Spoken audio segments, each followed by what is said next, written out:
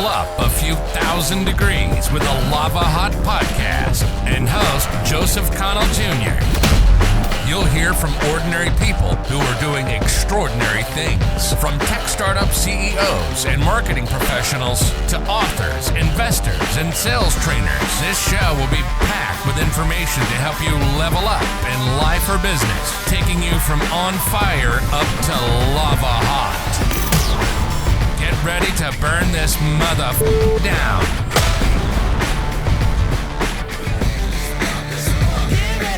Hello and welcome to another episode of the Lava Hot Podcast. I'm your host, Joseph Connell, and today I have with me Chelsea Matthews, the better half of the dynamic duo that I call the Matthews.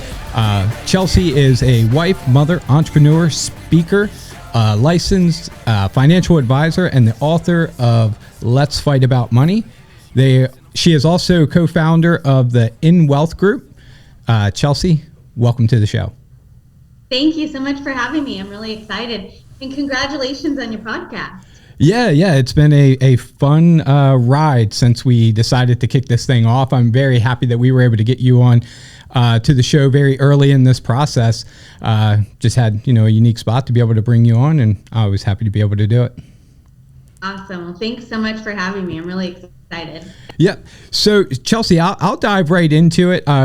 One thing that I skipped over is that you also have the 6buildingblocks.com. I do want to get into that, but I thought first we could start off with the book itself. So this weekend I got a copy and I was able to go through and read it. I always keep it here on display. I don't want to go into the things that I liked about it and what I took out of it. I was hoping you could kind of walk through and share with the listeners what it is that you feel they would be able to get from the book. Okay, well, first of all, I really do want to hear about the things that you like and yep. what you got the most out of. But basically, our book, Let's Fight About Money, helping couples communicate about money, handle conflict, and build an unbreakable financial house. Because, I'll tell you why we named the book Let's Fight About Money. First of all, is it's kind of like a funny play on words.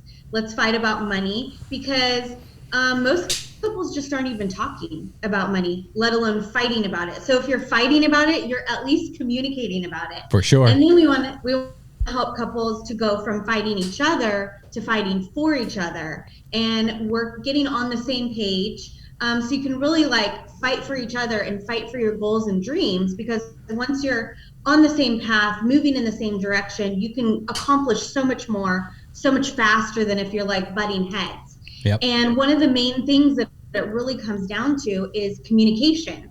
And first, understanding what your beliefs and habits are around money, because we all had different experiences growing up, what we saw, what we heard about money.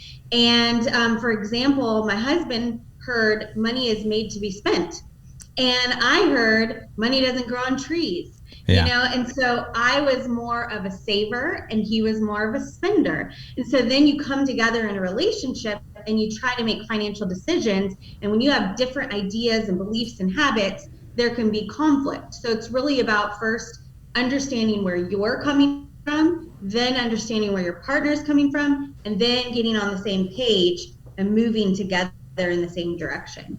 Yeah. So, that was one of the questions that I was going to ask, because I think in, when it comes to reading different books or following different individuals online, whether it's a podcast or a online streaming show of some sort, I use Grant a lot in this show. So, in his culture, you see him and Elena.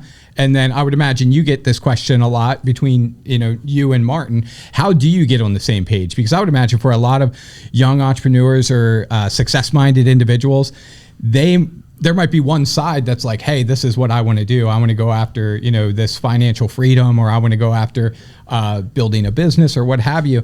But it does require, at least on some level, that willing participant that's right there along with you. So I would imagine you probably get this question a lot. How do you get to that same page? What were some of the core things that you have found help open up the dialogue for those conversations? Well, it's all about first identifying like what are your financial goals? What's your ideal life? Sometimes like you were saying, what kind of financial goals, how much wealth, how much success, what kind of experiences do you want to create? First, you got to find out what does each other want, because that's not always a relationship conversation when you first start dating. You don't necessarily, people don't talk about their financial goals and their dreams. And so it really is just about finding out, hey, what is your ideal life? Like, what does that look like? How much money do you want to be able to make? What kind of experiences do you want to be able to have?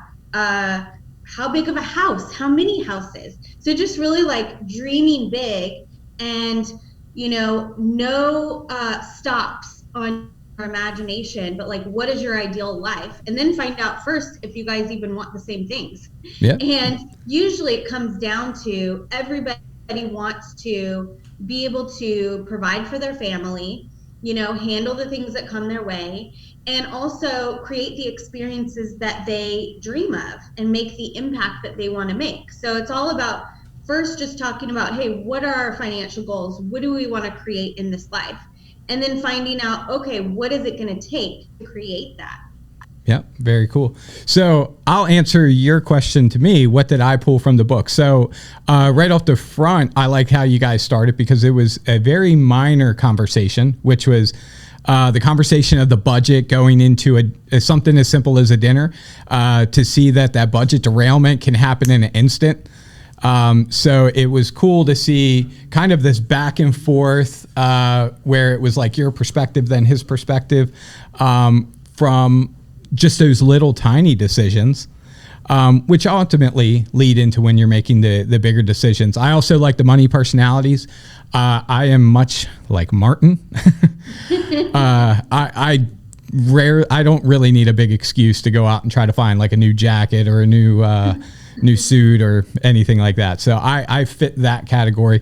I was told that I'm also, I'm trying to think of the word. It wasn't like hoarder, it was like stacker or something. An amasser? Yeah, that's the one. Yep. So I'm kind of like a hybrid of two, from what I gathered, where I like to try to, get a pile, and then I'll buy the suit. So I guess that's the plus side. I also like how you guys get into the needs of your partner. Mm-hmm. I felt like that was a very important part, where it wasn't necessarily financial, but it was a part that contributes to the whole overall conversation. But at the end of the day, I mean, the whole book to me is just strictly getting on the same page. I love the title because, it really is a fun play on words. Let's fight about money. I think, the unique part about it being a play on words is that most people, when they fight about money, normally it doesn't ever lead to a bad thing. So this is open up that dialogue, fight about the money, but then figure out the solution. Don't just stay in the mess. So I love that. So I wanted to kind of transition over to the 6 building blocks. I wanted to, I gathered a little bit that there was like 6 main things, but could you kind of dive through and just share with us what exactly 6 building blocks is, what we can find there? Sure. So whether you realize it or not, we're all building a financial house. And some people have a financial shack, some people have a financial mansion, and most people are somewhere in between. And there are 6 building blocks that make up your financial house. And so what we do with our clients is we take them through these 6 building blocks and help them identify exactly where they are in each building block and exactly what they need to do to strengthen each one of them. And when they do that, and when you implement it properly, then you can have what's called an unbreakable financial house. So you can handle anything that comes your way, like no matter what. It's unbreakable, unshakable, and it really is more than just being able to cover things financially. It's really about creating the life that you truly want to live.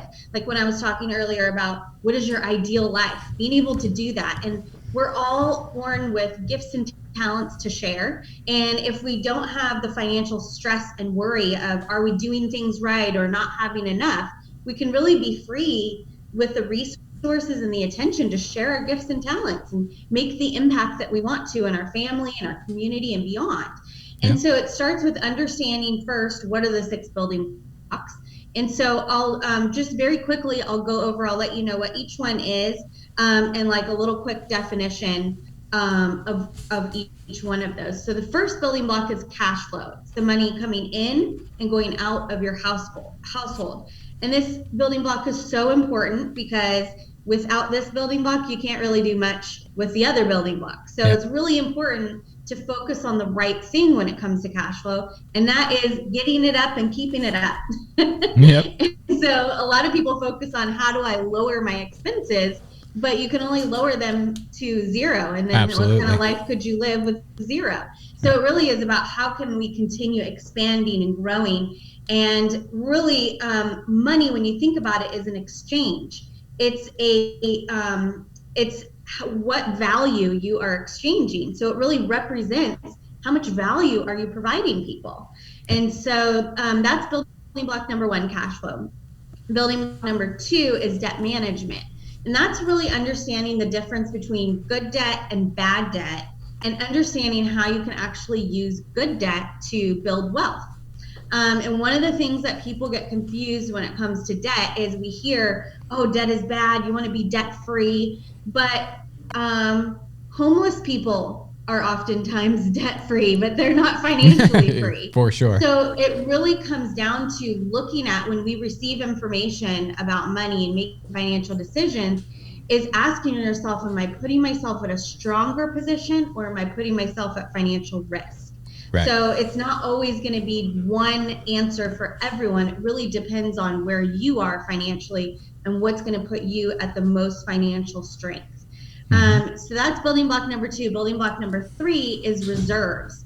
And this is stacking aside money away from all your other money so that no matter what happens, you can handle things financially. And we just saw how important this is when the whole world shut down. And even people who made a lot of money, if they didn't have reserves and their income stopped, they were financially destitute. And it was a huge problem for a lot of people. And so putting aside reserves is so key to handle some of these unexpected things that we don't plan for. So we can continue going on. And then building block number four is proper protection. This is having the right kinds and right amounts of insurance, specifically life insurance. This is really how you can ensure the financial survival of your family and your business too, for business owners. It's very, very important. And then building block number five is build wealth. And there's a lot of things when it comes to the category of building wealth. A lot of people ask, what's the best investment? But really, it's about understanding what your goals are and what you understand when it comes to building wealth. So what are you trying to accomplish? And do you understand the thing that you're looking at? Right. Also, you want to understand what are the enemies of your wealth, not just what's a good thing to invest in, but what's going to destroy my wealth. And if there's three enemies of your wealth: taxes, inflation, and market risk. So when you're looking at an investment, you have to look at how do those enemies impact my ability to build wealth? Like, is it going to destroy me or is it going to help me? And then building block number six is build legacy. So that's having the right documents in place to make sure that all that hard work that you've done to build wealth and create generational wealth, that it all, that your wishes are in place. And so those are things like a will, a trust, power of attorney, those type of things. Cool. So I love every single layer of what you just went into, because, you know, there's some authors out there that have the extreme where it's just all debt's bad debt. You have other ones that are just focused on the cash flow. You're marrying together several principles that really just take you on this wealth journey, if you will. So I love how you structure that. And I'll tell you, if how you lay this out is any way that is how you laid out the book, which was very short read, very digestible, easy to connect with, then, you know, anybody who is to sign up for your webinar, from what I gathered, you're doing a webinar to go over these 6 principles in more detail, they're going to get a lot out of it. I honestly, when it comes to this show, I designed this show so that I could bring on individuals like yourself, authors, sales trainers, marketing professionals, so on and so forth, for the end user to be able to absorb the information in a very quick 30-minute episode. What I never tell anybody, or what I haven't said, is that I pick people so that I can learn from them first. So I get to absorb that information. I always try to select people that I know have something to offer that I can learn, and therefore I would expect that the end user or the end listener would be able to learn something as well. So do you mind if I dive into some of these principles that you jotted down? Sure. Cool. So I'll start with number one. So with cash flow, is that going above and beyond like your standard your paycheck and trying to increase, or are you talking about trying to create systems to be able to bring in like reoccurring cash flow? So, well, the money coming in and out of your household, so it starts with whether you are a business owner or you work at a job, starting with the income that you're currently earning. Mm-hmm. And then looking at, when you're looking at what is my ideal life, then you also have to look at what does that cost. So then you look at, am I bringing in that amount of money to live my ideal life? And if not, what do I need to do? And so part of it is looking at what you're already doing now. And then as far as creating passive income and not having to actively earn income, that would go a little bit more into building wealth, building block number 5. But if you're already earning passive income, it would include whatever income you're currently bringing in. And when it comes to increasing, it's really like looking around. Here's where some people go wrong. Here's where some people kind of, they try to create more income by creating a lot of different streams of income. And one of the things that we like to do is kind of not like bust myths or not, prove things wrong, but there's a lot of wrong financial information or out of context financial information that people get. So we want to try to help them sort through it and figure out what is the best for them. And so when you're looking at creating different streams of income, that's great. But if you're already not where you want to be in your current stream of income, if you're take your focus and attention and put it on something else that's new, then you may not be doing very well at that one. And then each time you're spreading yourself and your attention and your resources thinner and thinner. So we like to encourage people to start with whatever you're doing now and look at how you can increase it. So if you have a job, can you get a promotion? Can you increase your income? Can you take on more responsibility? If you're a business owner, can you offer more services? Can you increase your prices?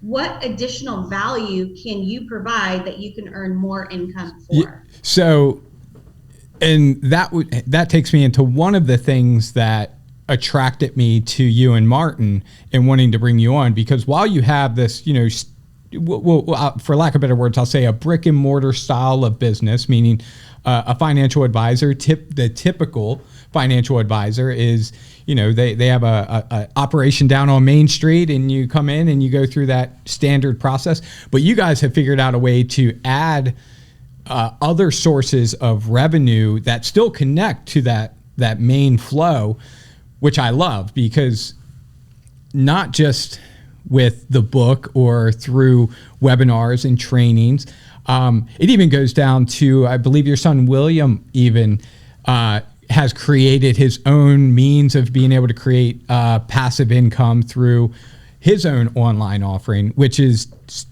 super impressive. When I first got introduced to you guys, this was back in 2015, 16, somewhere in there, at one of the growth cons, and he looked very young. I'm trying to think of how young he would have been then. So, but now he was about 11. Yes. Yeah, 11 or 12. So he's what, about 15, 16 now? 16, yeah. Yeah, and I would imagine that his skills have probably developed as he's gotten older, and no doubt that kid's he's gonna set the world on fire once he hits adulthood. But that's what I love. I love that you guys had that primary flow, and then you were able to attach these other things to that flow without it being, so far out of left field that it wouldn't even be manageable. I will circle back to that just because for other business owners who are trying to connect those dots, I think it would be good to circle back. But I want to go real quick back to this list here. So number 2 on debt management. Mm-hmm. Okay, trying to read my chicken scratch. So on debt management, for those who may have heard, good debt or bad debt, for individuals that might not even be familiar with the idea of good debt, can you walk us through can you elaborate on what you're talking about there? Sure. So good debt puts money in your pocket, and that's like investment, could be like a real estate property, but like a rental property, not the one that you live in. It could be investing in your business, things that are going to put money in your pocket, and maybe you're borrowing, maybe you borrow money to grow or expand your business, or you take a mortgage to purchase an investment property. So those are things that put money in your pocket. Bad debt is things that take money out of your pocket. So like the house that you live in, because you're paying the mortgage, you're paying the expenses, nobody's paying it down for you. Right. Your car, it's losing value and you're paying for it, unless you go and put it on, what is that thing called? Turo, where you rent out your car. Right. Now that could be good debt if you get a car and then you rent it out. So things that take money out of your pocket would be bad debt. It doesn't mean that you shouldn't have any bad debt. It's just about being aware of what you have and what's putting you in a stronger or weaker financial position based on where you are now and where you want to go. Yeah. So I love that answer. Very digestible. So for number 3, it goes into the reserve, or creating that stack. What I've heard different ranges that people say, whether it's a month, 6 months, so on and so forth. What do you think, as a financial advisor, would be like a healthy, like, hey, this should be like goal number 1. Here's goal number 2. Here's, your long term. This is what you should probably have set aside. For reserves. Yeah, for reserves. So if you don't have any reserves yet and you're starting fresh, the first thing you want to do is open a savings account, completely separate from like your regular checking, where you pay your expenses and do your regular spending. So something totally separate, could even be a different bank. And so you're going to have that bank account specifically just for reserves. Then number 2, you're going to decide on either a percentage or a dollar amount every time you get money. Doesn't matter what it is. When I first started doing this years and years and years and years ago, I did $1. Like that's all I could do. Yep. And so I did $1, but it's more about developing the habit. And there's so many things that go into, we haven't even really talked about mindset, but really your mindset and the things we talked a little bit about, what you think, what you think about money, how you behave, your beliefs and habits. But really it does make such a huge difference, because just the focus on putting money aside for reserves, it starts to get you into a more financially secure mindset, because instead of having no cushion and you're like, oh crap, what if something happens? What if my tires blow out? What if this, what if that?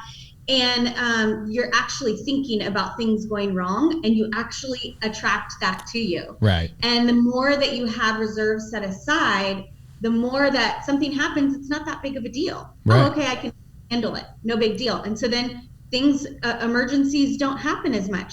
That's also why we call it reserves and not emergency fund. Yeah. So that you're focused on reserves, not focused on having an emergency fund for emergencies to come up.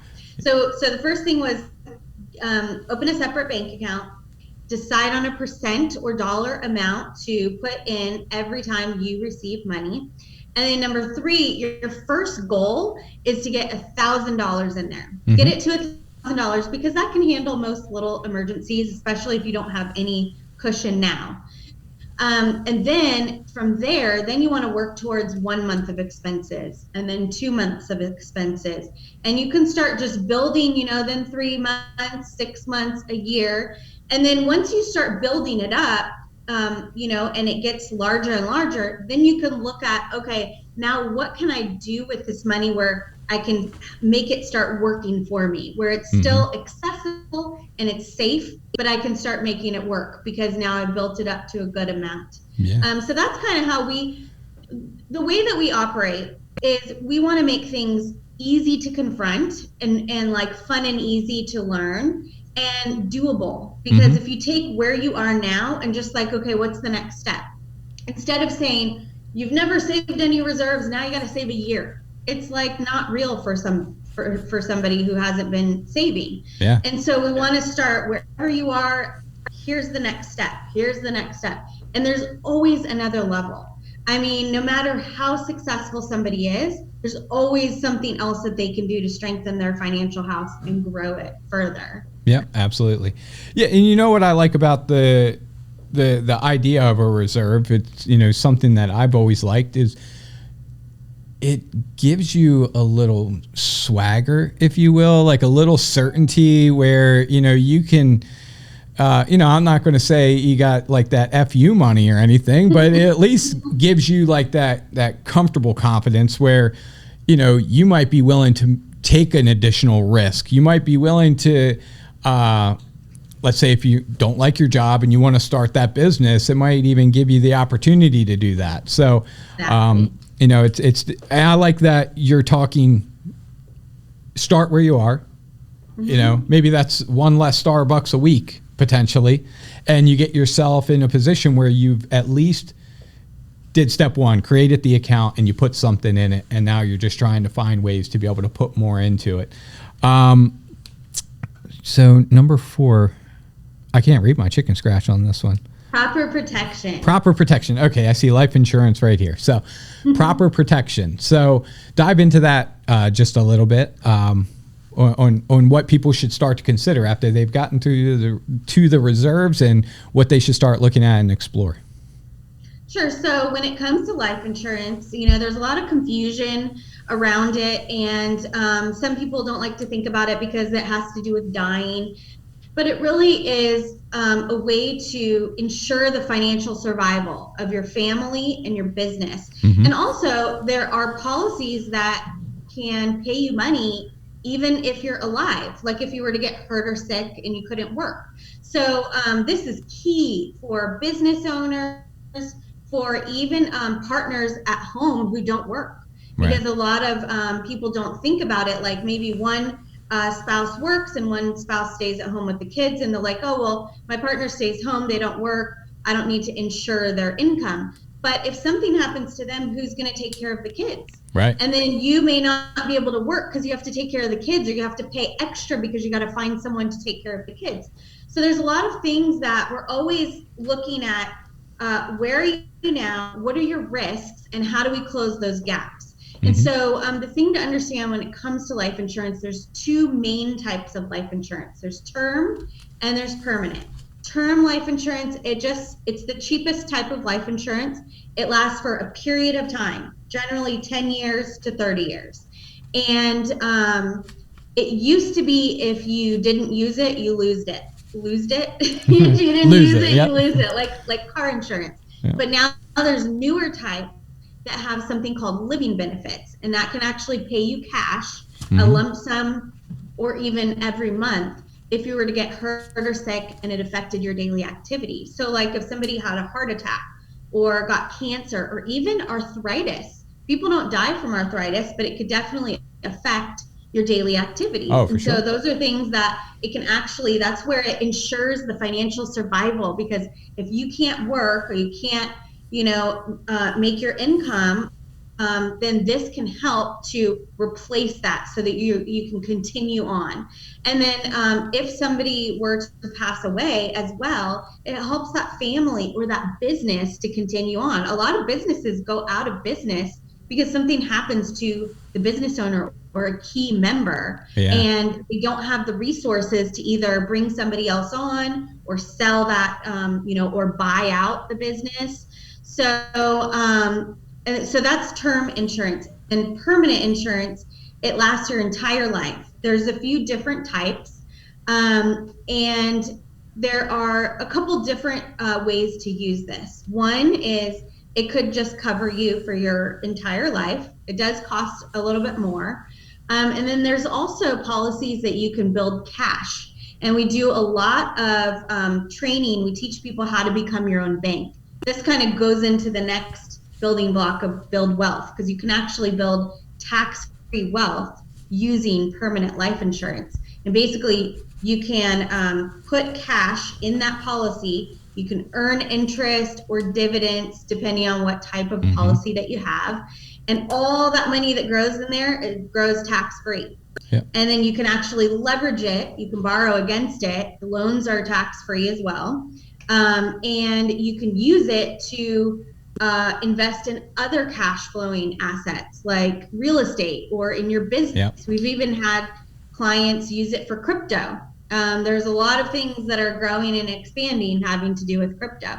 Yeah. So those are the two main types of life insurance. It really depends on where somebody is financially. We use both types.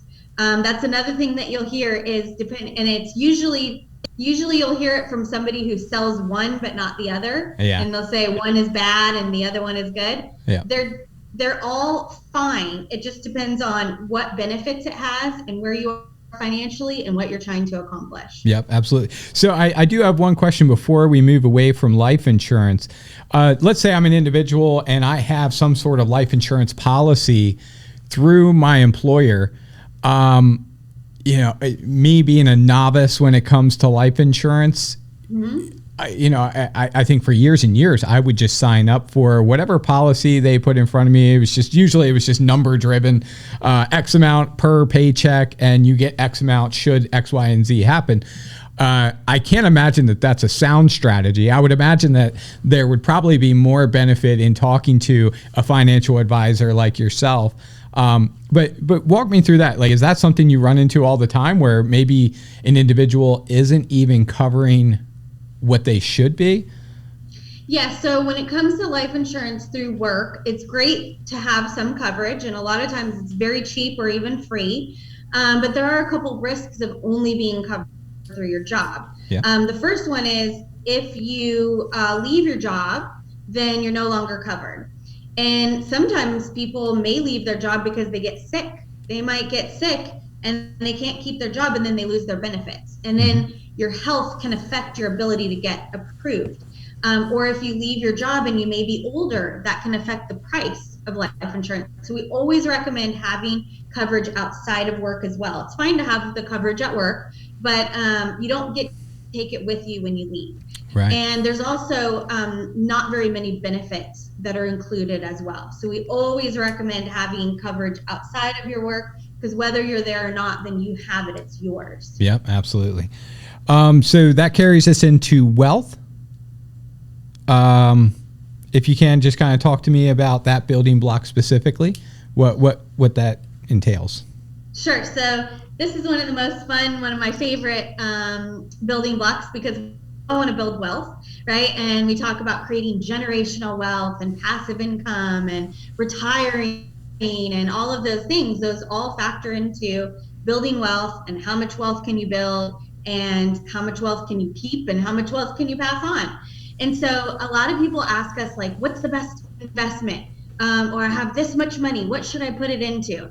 And like I said before, there's no one answer for everyone, because it really depends on where somebody is, what their financial goals and needs are, to be able to determine what's the best decision. But anytime that you're looking at building wealth and you want to look at an investment to be able to build wealth, is I mentioned briefly the three enemies of your wealth. You want to kind of match it up to, how is that going to impact my ability to build wealth and keep it? So, and before I even go over that, when you look at tools and vehicles for building wealth, is we always recommend don't invest in anything you don't understand. So a lot of people hear, like, people are making money in crypto or in real estate or, this or that. And so they feel like they get FOMO and they want to go and get a piece of that action, but they really have no idea about it at all.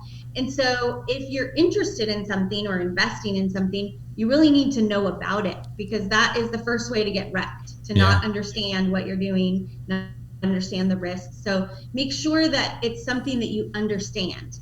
And then also being aware of the three enemies of your wealth, and how whatever decision you're looking at, whatever financial investment or vehicle you're looking at, how does the first enemy of your wealth is taxes. Mm-hmm. This is something that people really, I mean, we all know about taxes. Most of us aren't fond of them, but we don't really think about what an impact that they have. It's our biggest expense.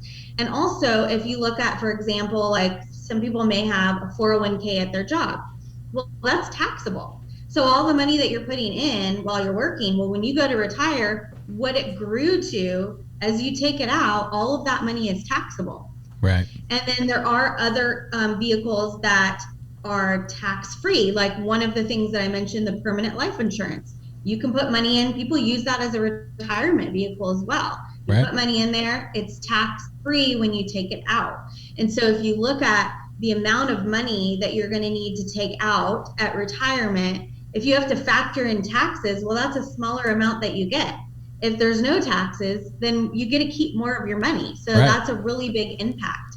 Enemy number 2 is inflation, which we are all experiencing big time right now. For sure. And so it's important to know, where can I put my money that I can outpace inflation? Yep. Like if your money is just sitting in the bank, like I said, when you get your reserves and you build it up to a certain, when you build it up to, depending on, I say a certain amount because it really depends on where you are financially. So that's something where we would look at somebody's financial picture and determine what is an amount that they would want to keep liquid. Mm-hmm. But when you don't want to just always keep all your money in the bank, because you earn like not even 0.5%, and that's way less than inflation. So that's again why one of the vehicles that we use a lot of is permanent life insurance, because you can outpace inflation. You can earn higher returns by using that vehicle. And you can borrow against it if I picked up that. Exactly. So you can basically clone your money. So you can earn in the policy and you can invest in other things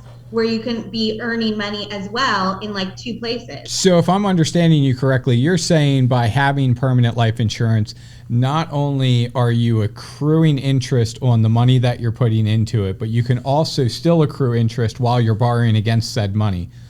Yes. That sounds like magic. Stays compounding in that policy while you're leveraging it to, let's say, invest in real estate. Yeah. Let's say it's a rental property and you're earning money from that. So you're earning money from the real estate and you're earning money in the policy. Wow. Very powerful. Yeah, it's cool. Yep. I'm sorry, did we hit the third enemy? No. So the third enemy of your wealth is market risk. And so that's understanding, like, if you're invested in the stock market, well, the stock market goes up and the stock market goes down. So there's a level of risk. And that comes down to also, how well do you understand what you're investing in? We don't say don't invest in the market, don't invest in anywhere that there's market risk. It's just about understanding and knowing what's best for you. Like if somebody has discretionary money and they want to play in the stock market, hey, go for it. Right. If it's all the money that they have and they need to live and rely on it, you probably don't want to risk it, right? In something like that. I just forgot what I was going to say. So the stock market risk and, tying it back to, again, permanent life insurance is it's not in the market, so there's no market risk. Right. Some people say more risk, more reward, but that's not always true. Yeah. So it really is, again, looking at what are you interested in, what risk are you willing to take, what are you trying to achieve, and then what is the best fit for you to be able to help you achieve that. Yeah, and I would also imagine that more risk sometimes means more loss. In some scenarios. So then that takes us to legal documents. I would imagine that's kind of your will and things like that. But you tell me. I don't want to guess there. Yeah. So there's 4 main documents: a will, and that's just basically stating, where you want all your belongings to go. It can also state who you want to care for your minor children. So it's important to have you probably are most familiar when like a celebrity passes away and they have no will, and then it becomes public. All these people come out of the woodwork, and they're like, oh, I'm their family member, I'm their long lost cousin, I'm their kid, so they try to take claim to their property. So having a will is clearly stating who you want to have all of your property and belongings. And then a trust, this is very important for a couple of reasons. One, this avoids probate, which means it keeps your estate private. So it's not going to become public knowledge where people try to come and stake claim to your estate. Also, if you have minor children and they're going to be inheriting money, instead of because minor children can't receive money, or even if you have young adult children and you don't want them like receiving a huge amount of money up front, it can go into a trust, and then you can have specific guidelines for what you want that money to be designated for. So like our minor son, we have a trust set up, so the money will go into the trust, and at different ages he gets different amounts of money. He gets money all the way up until like 40. Very cool. Because the thing is, we want to provide incentive. We don't want to say, oh, you don't have to work, but he can get access to more money if he wants to like do things in like charity work, or if he wants to start a business or invest in real estate. So things you can make incentives. Also, if he's becomes a drug addict, he can't get money. So things that you can put these precautions, because that's another thing. A lot of people say, oh, I don't want to spoil my kids and leave them all this money. But you can have things in place properly so that you can prevent some of those negative things from happening and encourage and help them to do positive things. Yep. And then were you going to say anything about that before I move on to the... No, you're on a roll, so I'm not about to interrupt. Okay. So then the other documents are power of attorney. That's basically like if you're not able to make financial decisions for yourself, who you would want to make those financial decisions. This is very important even for married couples, because if you have any accounts that your spouse is not on, they actually cannot get access to that money without a power of attorney. So it's very important. We had a client who we had sent the paperwork for power of attorney for their father, who was a client. They didn't get the paperwork in time. The father went into a coma, and they needed access to that account to be able to provide the care and services that he needed. And because he was in a coma, they could not get access to it. So it's really, really important to have these things in place. The other document is a medical, it's called a health directive, or basically like a medical power of attorney. If you couldn't make medical decisions for yourself, who you would want to do that. This is very important. Martin and I, we did this when we got married, and we thought about, okay, like our lawyer asked, if you were in a coma, what would you want to happen? I say pull the plug.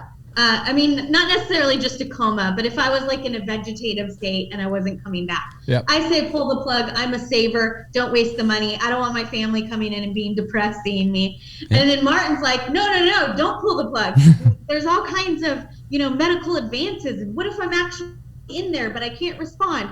And so we have different ideas about that. And he's like, I couldn't pull the plug on you. So I have that in writing of what my wishes are, so he doesn't have to make that decision. Right. And he's got it in writing to not let me pull the plug. Yeah. He wants to hang on. And then also, it's very important if you have adult children, because even though they're your children, if they're an adult, you can no longer make medical or financial decisions for them. Yeah. It's important to have those in place as well. Yeah. I like that you added that in there, because I don't think most people really think of that in general. So as we're about to wrap up the show, there was two things that I wanted to hit on. So I wanted to circle back to this idea or this notion that you had your core business and then you were able to try to connect these additional pieces, because me being a marketing guy, I run into it all the time where a business has one main source of income, whether it's, let's say it's HVAC or something like that. They have this one source, but then they don't really have a way of being able to scale out.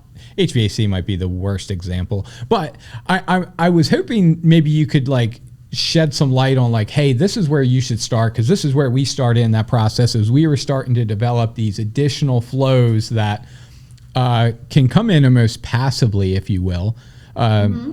You know, what would be like that roadmap if you were to say like, hey, this is what worked for us. This is how we started when we wanted to add some additional sources of income.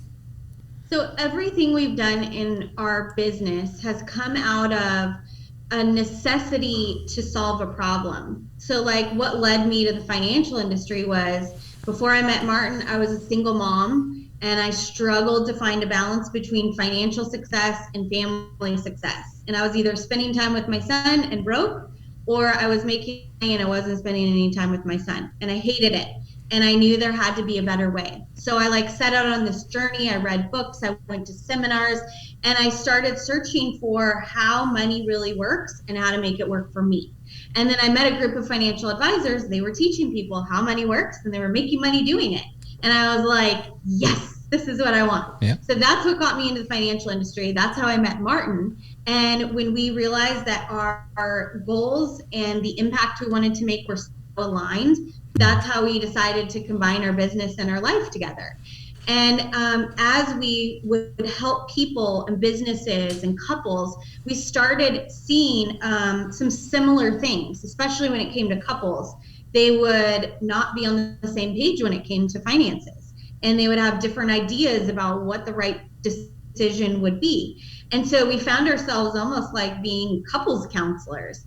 And so that's kind of, we wanted to combine personal development and financial development to be able to help educate the people that we worked with and help the couples to get on the same page.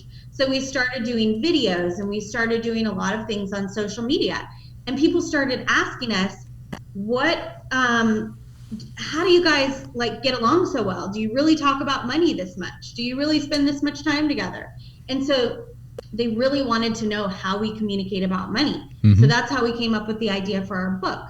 And as we went along, it's like every problem that we have had to solve in our business, then we create a course or a video series or something to help people bridge that gap.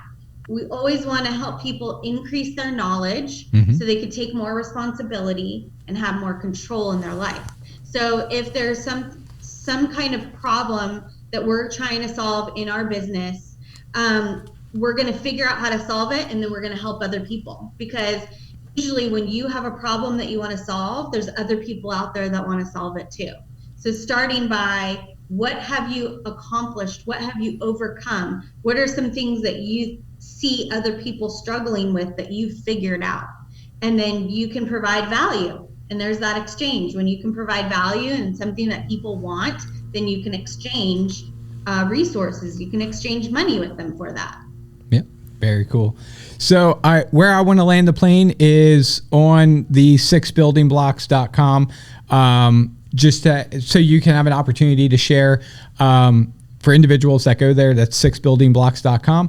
They would be registering for a webinar that you and Martin are doing. Can you give us a little bit of details when that is, so on and so forth? Yeah, so we actually are doing a event this Friday, and it's called Building Wealth as a Couple. So we are kind of doing a fun little couples event with Valentine's Day coming up. And so we want to help couples get on the same page. And we're also going to pick a couple to give away a $100 gift card and a signed copy of our book for Valentine's Day. And so you can actually register at 6buildingblocks.com/couples. And that's going to be this Friday. You can register to be entered to win. And we're going to be talking about getting on the same page, how to build wealth as a couple, how to identify, what are your financial goals? And even if you have a different money personality, it's not always about always being in agreement and doing everything the same. It's about taking who each other is, like I'm more of a saver, Martin's more of a spender. And now we've been able to use those and complement each other to be able to get to our financial goals even faster. Because if we only save, we're not going to really, we're not going to do anything with it. And if we only spend, we'll be broke. And so by combining the good things of our money personalities and getting rid of the bad, then we become what's called a wealth creator. So we're going to talk about that. It'll be a fun event. It's 6buildingblocks.com/couples. And it'll be this Friday. Cool. Very cool. 12 p.m. Eastern. Yep. And then for anybody who's interested in getting the book, I personally went to Amazon. I know you guys have a website for the book. So I have a free gift for your viewers. Oh, cool. They can go to they can go to letsfightaboutmoney.com/ebook, and they can get a free digital copy of our book. Very cool. Even better. So no reason to sleep on not reading the book, because she is literally giving it to you for free. That was letsfightaboutmoney.com/ebook. Yeah. Cool. Very cool. Definitely worth the read. I'll send you the links too if you want to put them in anywhere. Yeah, absolutely. It's an easy read, very digestible, a lot of great information all throughout the book. Literally went through it in about an hour and a half yesterday. So, it's a very easy, quick read, but very informative at the same time. Well, Chelsea, just to kind of close out, I always ask, is there anywhere on social media that you would like people to go to kind of follow you? I know that you have a variety of videos that you guys put out there. So, I love seeing them. Being in marketing, I love when any individual is putting out video content. You guys have a really good polished look in what you guys do, from like the color scheme down to, the aesthetics of the video, the whole shebang. So you guys definitely put in some production time to make sure that is a delivered quality. But where should everybody go to follow you?